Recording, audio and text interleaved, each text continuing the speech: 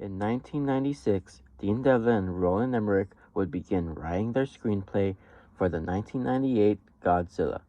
Within this script, they would reinvent the famous monster in numerous ways, such as giving him new abilities and attributes that would change the way this King of the Monster was portrayed in his first American adaptation. They made him leaner, more agile, and gave him a power breath to substitute his typical atomic breath. He could even burrow beneath the concrete jungle of Manhattan, as seen in the film. However, there was one new ability that never made it onto screen, but in different behind-the-scenes material, we can see a glimpse of how this new ability would be portrayed in the film. In the first drafts of 1998 Godzilla, he had the ability to change the color of his skin, much like that of a chameleon.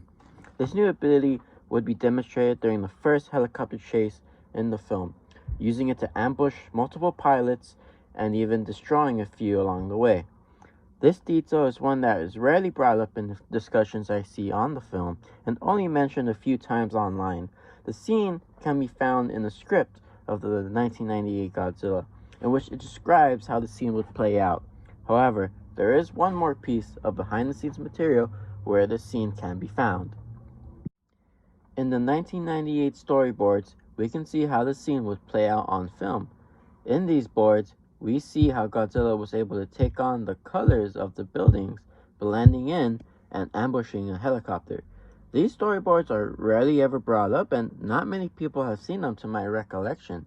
Special effects team members mentioned how they plan to use his skin and make it look like the curtains, the windows of the buildings, and we can see here how that would play out within the storyboards. We can see how his skin matches that of the buildings, and the helicopters don't even see him. Unfortunately, it seems this is as far as the concept would go in the 1998 film.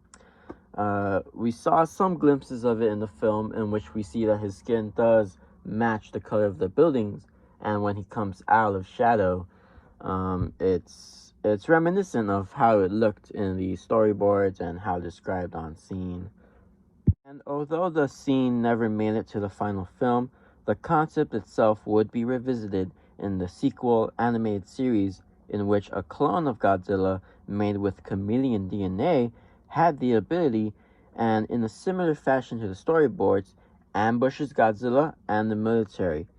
Looking back, it would have been interesting to see how the visual effect would have been depicted on scene.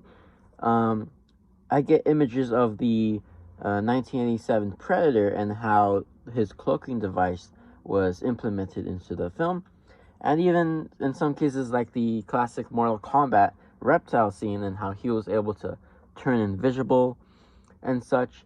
So tell me what you guys think of how it would have been played into the film, and whether or not you would like to see it in future installments.